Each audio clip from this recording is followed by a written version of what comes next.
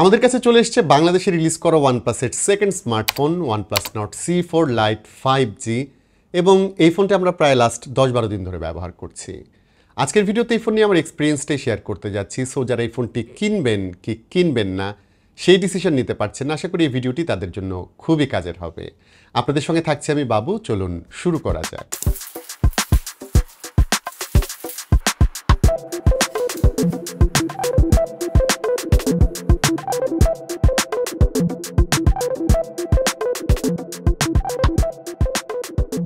প্রথমেই জানিয়ে দিচ্ছি, এটি যেহেতু ওয়ানপ্লাসের অফিসিয়াল স্মার্টফোন, সো এই ফোনের সঙ্গে কিন্তু 1 বছরের ওয়ারেন্টি পাবেন। এবং আরেকটা ব্যাপার হচ্ছে, যদি ফোন কেনার 7 দিনের মধ্যে ডিভাইসে কোনো ধরনের প্রবলেম পান, সেক্ষেত্রে কিন্তু রিপ্লেসমেন্ট ওয়ারেন্টি পাবেন, মানে আপনাকে আরেকটা নতুন স্মার্টফোন দিয়ে দেওয়া হবে। ফোনের ডিসপ্লেতে ভার্টিক্যাল ইস্যু বা গ্রিন লাইন নিয়ে অনেকের মধ্যে ভয় কাজ করে।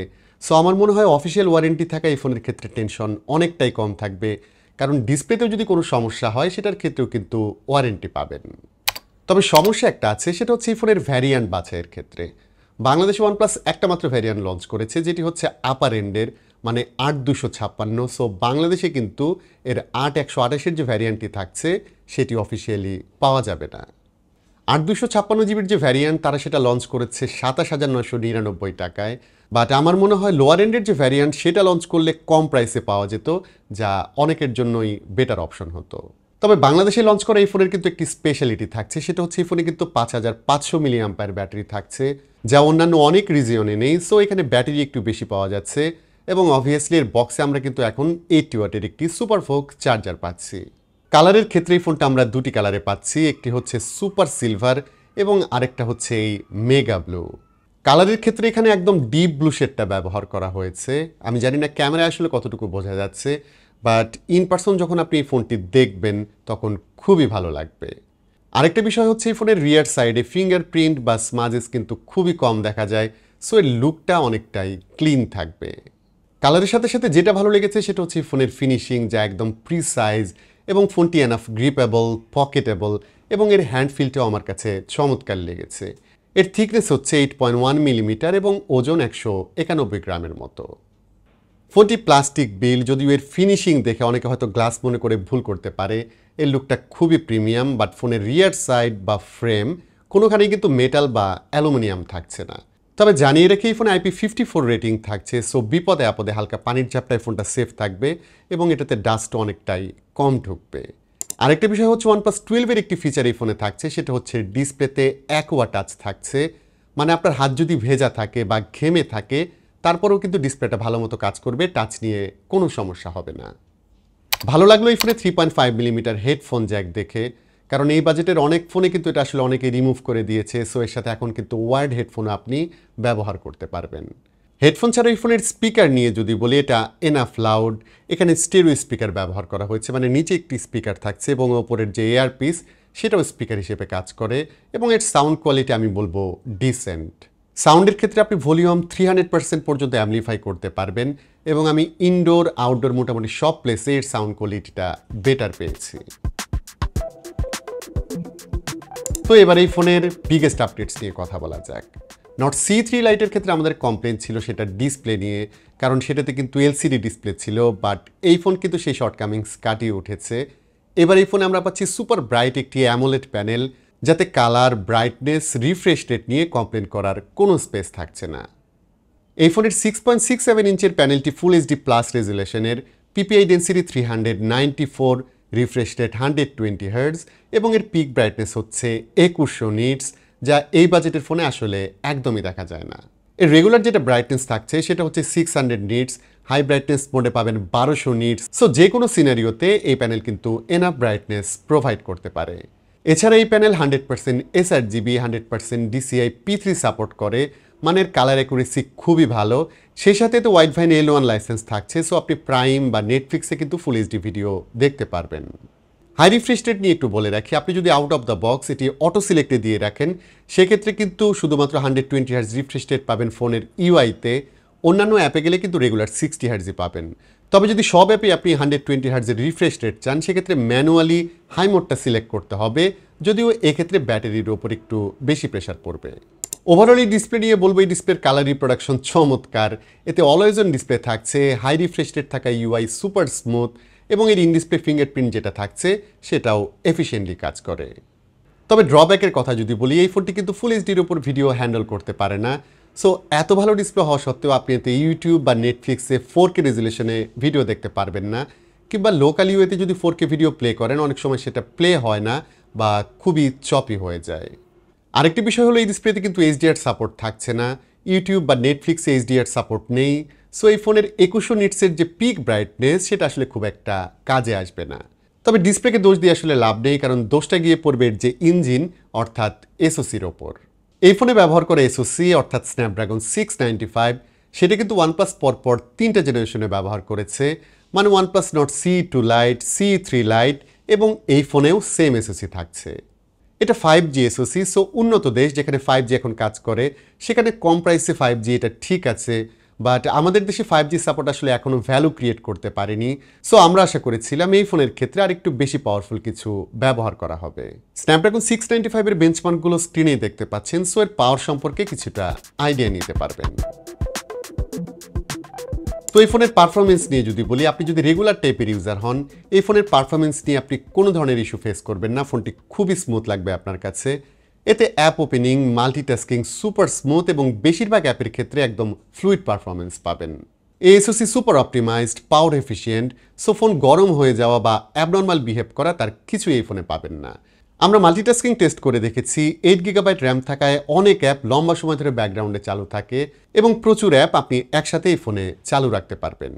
সেই সাথে UFS 2.2 256GB স্টোরেজ থাকায় অনেক অ্যাপ, মুভি, ফটোজ আপনি স্টোর করে রাখতে পারবেন, যা অনেক বছর ধরে যারা একটা ফোন ব্যবহার করেন তাদের জন্য খুবই ভালো।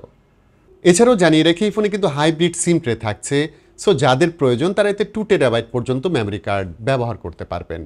আরেকটা বিষয় হলো এই ফোনের যে ইউআই অক্সিজেন ওএস 14, সেটা কিন্তু খুবই ক্লিন একটি ইউআই। এটি অ্যান্ড্রয়েড 14 বেসড, এবং এই ফোনের ক্ষেত্রে 2টি মেজর সফটওয়্যার আপডেট পাওয়া যাবে, এবং সেই সাথে 3 বছরের সিকিউরিটি আপডেটও পেয়ে যাবেন।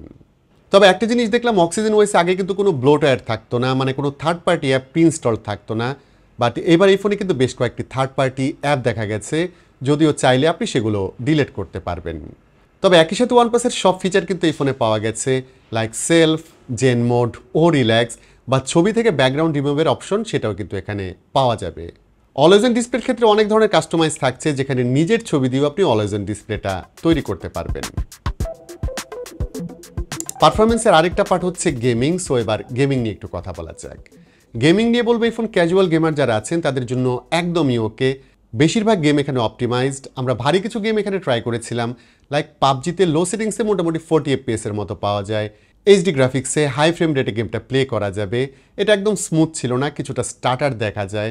তবে কল অফ ডিউটিতে মোটামুটি 60 FPS এর মতো পাওয়া যায়, এবং গেম প্লেটা আমার কাছে খুবই স্মুথ মনে হয়েছে। সো ফাইনালি বলবো, ক্যাজুয়াল ইউজার যারা আছেন তাদের জন্য gaming is okay, but heavy gamer যারা আছে তাদের জন্য এই ফোন খুব একটা ভালো সাপোর্ট দিতে পারবে না। অন্যদিকে ব্যাটারির কথা যদি বলি, এই ফোনটা ব্যাটারি সেকশনে কিন্তু একদম সুপার শাইনিং ছিল, কারণ এর বক্সে কিন্তু আমরা 80 ওয়াটের একটি সুপার ফোক চার্জার পাচ্ছি। সেই সাথে ব্যাটারি ভালো রাখার বা অপটিমাইজেশনের জন্য অনেক ফিচার এই ফোনে পাওয়া যাবে, লাইক আপনি ফোনের চার্জিং লিমিট অপটিমাইজ করতে পারবেন, সেই সাথে লিমিট করে রাখতে পারবেন 80% পর্যন্ত। সো ব্যাটারি চার্জে লাগানো থাকলেও কিন্তু কখনো 100% পর্যন্ত চার্জ হবে না, যা ব্যাটারি হেলথের জন্য অনেকটাই ভালো। এছাড়াও ফোন থেকে আপনি ব্যাটারি হেলথ কতটুকু আছে সেটাও দেখতে পারবেন। আরেকটি ফিচার থাকছে এই ফোনের ক্ষেত্রে, সেটা হচ্ছে আপনি এতে রিভার্স চার্জিং সিস্টেম ব্যবহার করতে পারবেন। সো আপনার ছোটোখাটো কোনো ডিভাইস যদি থাকে, এটা দিয়ে আপনি চার্জ করতে পারবেন, যাতে আপনি 5 ওয়াট পর্যন্ত সাপোর্ট পাবেন। ব্যাটারি ব্যাকআপের কথা যদি বলি, ব্যাকআপ আমার জন্য একদমই ওকে ছিল। রেগুলার ইউজে আমি সেকেন্ডেতেও ফোনটা ব্যবহার করেছি, এবং আমি যেভাবে ব্যবহার করেছি তাতে 6 থেকে 7 ঘন্টা স্ক্রিন অন টাইম পেয়েছি। তবে হার্ডকোর ইউজার যারা আছেন আমার মনে হয় তারাও এতে একদিন ইজিলি ব্যাকআপ পাবেন। আর এই ফোনের 80 ওয়াট সুপার ফোক চার্জার দিয়ে ফোনটি ফুল চার্জ করতে সময় লাগে 1 ঘন্টার চেয়েও কম। প্রাইমারি ক্যামেরার ক্ষেত্রে নট C4 লাইটে আমরা নতুন সেন্সর পাচ্ছি, যেটি হচ্ছে সনি LYT600। এটি 50 মেগাপিক্সেল সেন্সর, লেন্সের অ্যাপারচার f1.8, এবং এতে EIS এবং OIS সাপোর্ট থাকছে। এর সাথে আরও একটি 2 মেগাপিক্সেল ডেপথ ক্যামেরা থাকছে, আর ফ্রন্টে পাওয়া যাবে 16 মেগাপিক্সেল সেলফি শুটার। আর দেখতেই পাচ্ছেন এই সেটআপে কিন্তু কোনো আল্ট্রা ওয়াইড অ্যাঙ্গেল ক্যামেরা থাকছে না।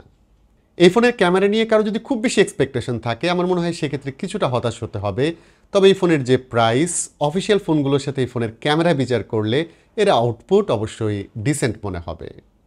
ওভারঅল বলবো বেশিরভাগ ক্ষেত্রে কালার টোন ওকে ছিল, সামটাইমস একটু রেডিশ হয়ে যায়, আলো কমে গেলে ডিটেল একটু কম পাওয়া যায়, তবে ডাইনামিক রেঞ্জ বেশ ভালো ছিল, যদিও কিছু কিছু ক্ষেত্রের ক্যামেরার যে এইচডিআর প্রসেসিং সেটি আমার কাছে অ্যাগ্রেসিভ মনে হয়েছে। এবং খেয়াল করলে দেখবেন ইনডোরের চেয়ে আউটডোরের ছবিগুলো একটু ন্যাচারাল টোনের ছিল। পোর্ট্রেট ছবিগুলোর প্রেজেন্টেশন ভালো, বুকের ট্রানজিশনটা খারাপ না, আউট অফ দ্য বক্সের ব্যাকগ্রাউন্ড ব্লার একটু বেশিই থাকে, তবে ছবি তোলার সময় ব্লার কতটুকু স্ট্রং হবে সেটাও কিন্তু অ্যাডজাস্ট করে দিতে পারবেন। আর পোর্ট্রেট ছবির প্রসেসিং ভালো ছিল, সো শার্পনেস এবং ডিটেল ভালো পাওয়া যায়। লো লাইটে তোলা ছবিগুলো প্রেজেন্টেবল, যদিও মাইনর কিছু ইস্যু থাকছে, লাইক কিছুটা সফট হয়ে যায় অনেক সময়, অনেক ক্ষেত্রে গ্রেইন দেখা যায়। তবে নাইট মোড ব্যবহার করলে হাইলাইটস রিকভার হয়, গ্রেইনও অনেকটাই কমে যায়, সো নাইট মোড ব্যবহার করলে অনেকটা ভালো রেজাল্ট পাবেন। সেলফি ক্যামেরা হিসেবে এখানে আমরা পাচ্ছি 16 মেগাপিক্সেল ক্যামেরা, বেশি আলোতে ছবি তুললে একদম ঝকঝকে ছবি পাওয়া যাবে এবং এসব ছবিতে ডিটেল বা শার্পনেস অনেকটাই ভালো থাকে। ভিডিওগ্রাফির ক্ষেত্রে এই ফোন নিয়ে আমি আসলে একদমই হতাশ, কারণ এই ফোনের কোনো ক্যামেরায় 1080 30 এফপিএসের ওপর শ্যুট করা যায় না, যা আসলে কমপ্লিটলি সেম। এতে 4K বা 60 এফপিএসের মতো কোনো অপশন থাকছে না। তো OnePlus Nord C4 Lite অন্যান্য ফোনের মতোই ভালো মন্দ মিলিয়ে একটি স্মার্টফোন, তবে 27,999 টাকায় অফিসিয়াল ফোন হিসেবে এটি আসলে কেমন হলো? আমি বলবো এই ফোনের একমাত্র ফ্ল হচ্ছে এর এসওসি, যা 2024 সালে অবশ্যই ব্যাকডেটেড, এবং এই ফোনে 4K প্লেব্যাক না থাকা, 4K ভিডিও করতে না পারা, এটা এই ফোনের বড় একটি ক্যাভিয়েট। তবে অ্যাজ এ হোল যদি বলি, বেশিরভাগ মানুষের জন্য এই ফোনটি ডেইলি ড্রাইভার হিসেবে ফ্লুইড পারফরমেন্স দেবে। 256 জিবি স্টোরেজ থাকায় ফোনটি অনেক দিন ধরে ব্যবহার করতে পারবেন, এবং ব্যাটারি অপটিমাইজেশন ভালো হওয়ায় এই ফোনের লং টার্মে খুবই ভালো সাপোর্ট পাওয়া যাবে। সেই সাথে এই ফোনের ডিসপ্লে ভালো, ফোনটি well build, made in Bangladesh, লুকটাও প্রিমিয়াম, সো কিছু জিনিস স্যাক্রিফাইস করলে রেগুলার ইউজের জন্য এই প্রাইসে অফিসিয়াল ফোন হিসেবে এটা একটা ভালো ডিল হতে পারে। সেই সাথে এই ফোনে 1 বছরের ওয়ারেন্টি থাকছে, এবং বাংলাদেশ গভর্নমেন্টের যে কোয়ালিটি কন্ট্রোল থাকছে স্মার্টফোনের ক্ষেত্রে, সেটাও কিন্তু এই ফোনটি পাস করে এসছে। বাট তারপরও এই ফোনটি কিনবেন কি কিনবেন না সেই ডিসিশন অবশ্যই আপনার। আজকের ভিডিওটি এখানেই শেষ করতে হচ্ছে। ফোনটি ওভারঅল আপনার কাছে কেমন মনে হয়েছে সেটা অবশ্যই জানাবেন কমেন্ট করে। ভিডিওটি ভালো লাগলে please hit the like button, share করতে পারেন আপনার বন্ধুদের সঙ্গে। আজকের মতো আমি বাবু এখানে বিদায় নিচ্ছি, সবাই ভালো থাকবেন, অনেক ভালো।